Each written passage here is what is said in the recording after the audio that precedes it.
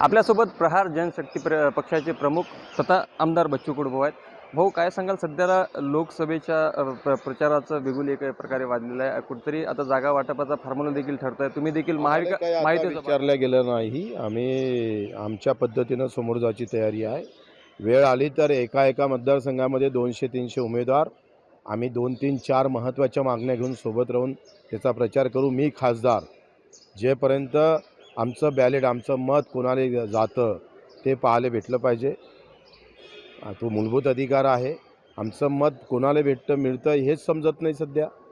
शेतकऱ्याच्या एकंदरीत जे काही भाव घसरले शेतीमालाचे त्या संदर्भात विचारण्याचा चर्चा झाली पाहिजे.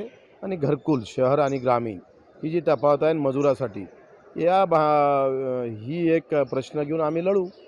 महायुतीच्या वारंवार बैठका होत आहेत. तिन्ही जे पक्ष आहे सध्याला, शिवसेना असेल, राष्ट्रवादी असेल आणि भाजप असेल, जागेचा फॉर्म्युला ठरतोय. दिल्लीला वारंवार बैठक होते. तुम्हाला आतापर्यंत कुठलं निमंत्रण वगैरे आलं? कारण तुम्ही निमंत्रण होतं, माझं जाणं झालं नाही. त्याच्यानंतर काही विचारपूस झाली नाही. जागा संदर्भात तुम्ही काही मागणी वगैरे केली नाही का? नाही, आम्ही चर्चा जेव्हा होईल तेव्हा ठरवू.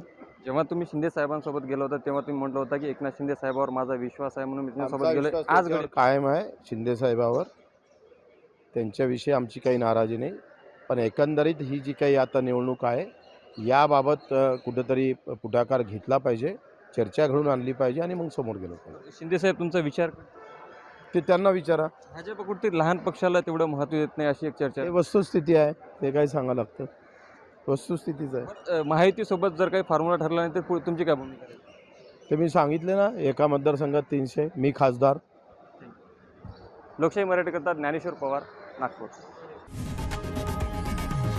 लोकशाही मराठी ऐका, पहा, जागरूक रहा.